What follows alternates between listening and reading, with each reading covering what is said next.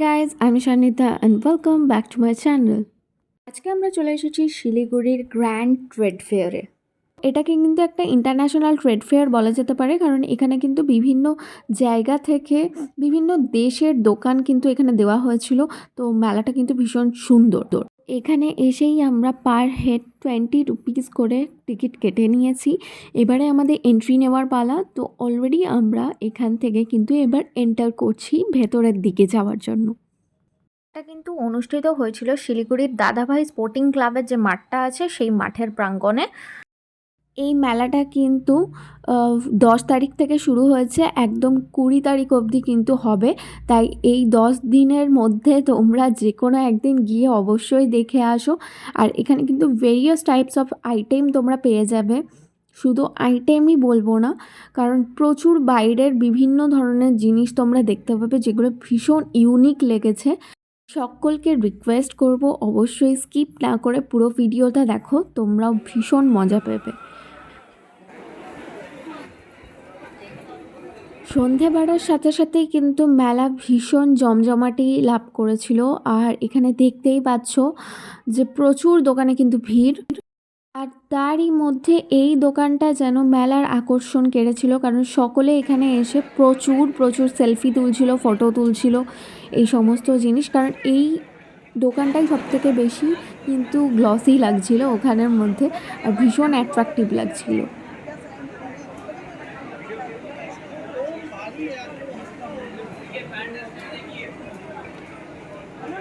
এই দোকানটা এসেছিল পিওর কাশ্মীর থেকে। কাশ্মীরি বিভিন্ন ধরনের আইটেম কিন্তু এই দোকানে ছিল, কিন্তু দাম প্রচুর বেশি হওয়ায় আমি বার্গেনিং করতে পারিনি, তাই খুব একটা আমি কিনতে পারিনি।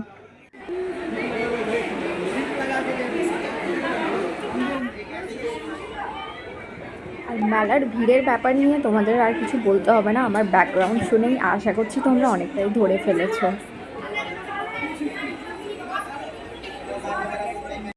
এই দোকানে এই সাইকেলগুলো কিন্তু আমার ভীষণ ভালো লেগেছিল, মনে হচ্ছিল আমি যদি একটা ক্যাফে বানাতাম তো আমি কিনে রাখতাম।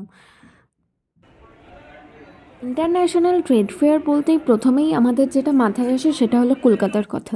কলকাতার মেলাটা অবশ্য অনেক বড় হয়, ওখানে আরও অন্যান্য জায়গা থেকেও অনেক মানুষেরা আসেন, কিন্তু এটাও কিন্তু খুব একটা কম কিছু না। এখানেও নয় করে তোমরা 90টা 100টার ওপরে তোমার দোকান কিন্তু পেয়েই যাবে। তাই অবশ্যই যাও, যারা শিলিগুড়িবাসী আছো ঘুরে দেখে এসো। এখানে ছিল আফগানিস্তানি কিছু খাবার দাবার, মানে ড্রাই ফ্রুটসের দোকান। আর তার সাথে সাথে এখানে কিন্তু পুরো পিওর কেসার পাওয়া যাচ্ছিলো, যেগুলো শ হিসাবে বিক্রি হচ্ছিলো, এরকম কিছু হবে। ট্রেড ফেয়ার মানে আমার কাছে হলো গিয়ে কালারিং ফুড, রং বেরঙের বিভিন্ন ধরনের জায়গা থেকে, বিভিন্ন দেশ থেকে যে সমস্ত ফ্রুট আসে সেগুলোই আমার বেশ ভাল লাগে দেখতে। আর ট্রেড ফেয়ারের মূল আকর্ষণ কিন্তু আমার কাছে এটাই। আর এই জন্যই আমি ট্রেড ফেয়ারের নাম শুনলেই পালিয়ে যাই সবসময় দেখতে। এই জন্যই আমার ভালো লাগে। তোমাদের কেন ভালো লাগে তোমরা কিন্তু অবশ্যই আমাকে কমেন্ট করে জানাতে ভুলো না। তোমরা দেখতে পাচ্ছ এগুলো হলো সব আফগানিস্তানি ড্রাই ফ্রুটস। এই যে দোকানটা তোমরা দেখছো এটা কিন্তু দিল্লি থেকে সম্ভবত এসেছিলো, পুরো স্যুটের দোকান ছিল। আর দামও কিন্তু বেশ অ্যাফোর্ডেবলই লিখেছিল, আর মনে হলো এখানে সেলও চলছিল। এরপরে আমরা নেক্সট যে দোকানটা গিয়েছিলাম, এই দোকানটা শান্তিনিকেতনের সাইড থেকে এসেছিলো। আর এখান থেকে আমি একটা ওয়াটারফল অ্যাক্সেসরিজ কিনেছিলাম, যেটা পরে কোনো একটা ভিডিওতে পরে তোমাদের দেখাবো। আর এটা ছিল আফগানিস্তানি একটা স্যুটের দোকান, ভীষণ সুন্দর সুন্দর স্যুটগুলো ছিল, কিন্তু দামও প্রচুর ছিল। এটা কিন্তু একটা তেঁতুলের বীজ। আর এখানে কিন্তু প্রচুর ধরনের আয়ুর্বেদিক আইটেম পুরো অর্গানিকভাবে বিক্রি হচ্ছিল। আর স্যান্ডেলের ওপর কিন্তু প্রচুর সেলও চলছিল, তোমরা যারা যাবে তোমরা কিন্তু অবশ্যই নিতে পারো। আরও প্রচুর ধরনের দোকান ছিল, কিন্তু সব দোকান তো অত তোমাদের সাথে ভিডিও করে দেখানো পসিবল না, তাই সেটার জন্য অবশ্যই তোমাদের যেতে হবে মেলাতে। তো গিয়ে অবশ্যই দেখে আসো, যারা শিলিগুড়িবাসী আছো অবশ্যই ভালো লাগবে। এই এবার শুরু হয়েছে রাজস্থানি আইটেমের দোকান, এরপরে আরও অনেক দোকান আছে, তোমরা অবশ্যই দেখতে থাকো, কিন্তু বেশ ভালো লাগবে। সত্যি কথা বলতে রাজস্থানি দোকানগুলো প্রচণ্ড কালারফুল ছিল।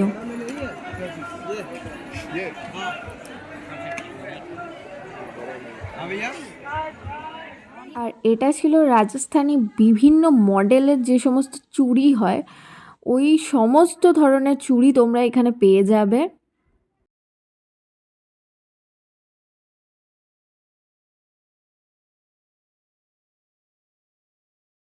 আর এই হলো আদিবাসী অয়েল, তো তোমরা সবাই জানো, আর নতুন করে কিছু বলবো না।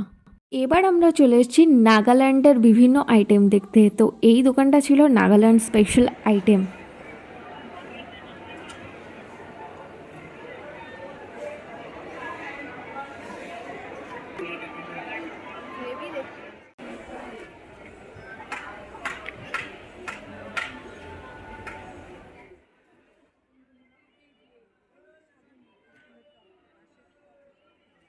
দোকানগুলো এসেছিল সিকিম থেকে।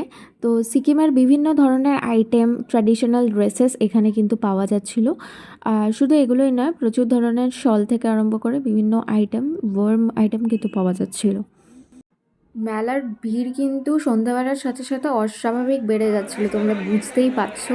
এরপর আমরা চলে এসেছি তুর্কিজ কিছু কি বলবো, এই কিছু ড্রাই ফ্রুটসই হবে। তো ওই দোকানে জানি না এগুলো কী ড্রাই ফ্রুট ছিল, আমি খেয়েও দেখিনি। এটা ছিল একটা সোয়েটারের দোকান, যেটা সম্ভবত কলকাতা থেকেই এসেছিলো। আর এখানে কিন্তু 300-এর মধ্যে বিভিন্ন ধরনের শ্রাগ কিন্তু তোমরা পেয়ে যাবে।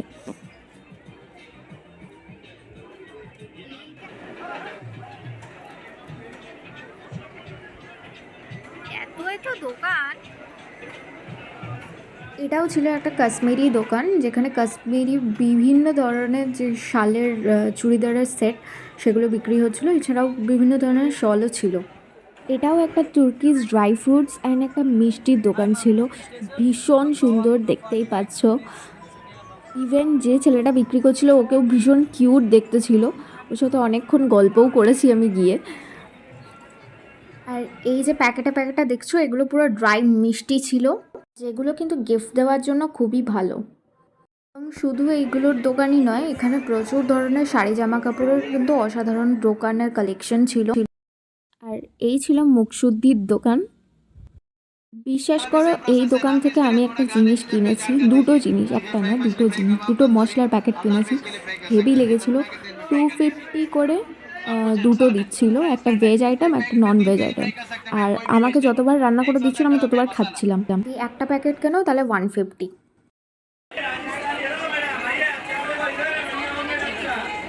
এবারে বাঙালিরা মেলায় এলেই যেটা কেনে সেটা হলো আচার। আচারের এখানে ভ্যারাইটিস আইটেম ছিল, কিন্তু আমি একটু মিষ্টি জাতীয় আচার খুঁজছিলাম, তো সেই জন্য আমরা একটা আমের আচারই নিয়েছি। বেশ সুন্দর ছিল আইটেমটা। তোমরাও যারা যাবে তোমরা কিন্তু অবশ্যই গিয়ে টেস্ট করতে ভুলবে না। আর এরপরে এখান থেকে বেরিয়ে মেলার প্রাঙ্গণেই একটা দেখলাম ফুড কোর্টের আয়োজিত হয়েছিল, এবং এখানেও কিন্তু প্রচুর দোকান ছিল। আজকে আর লেট হয়ে যাওয়ার কারণে আমরা ফুড কোর্টের সাইডটা ঢুকতে পারিনি, তাই তোমরা যদি আসো অবশ্যই ফুড কোর্টের সাইডটাও চেক আউট করে নিও।